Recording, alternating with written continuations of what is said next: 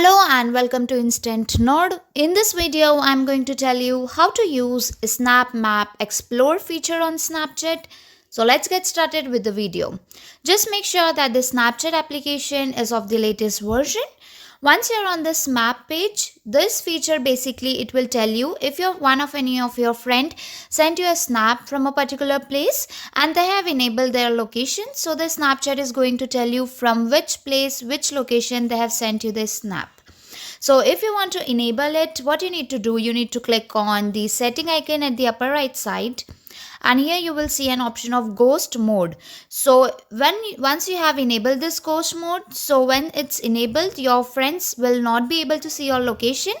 Just make sure that this is disabled, and here you can choose that you want your location to be seen by your friends, or you can choose the particular contact whom you don't want to show your location, and only if you want to share to few you can also select that option as well. So this is how you can use a Snap Map Explore feature on Snapchat. If the tutorial was helpful, please like and subscribe.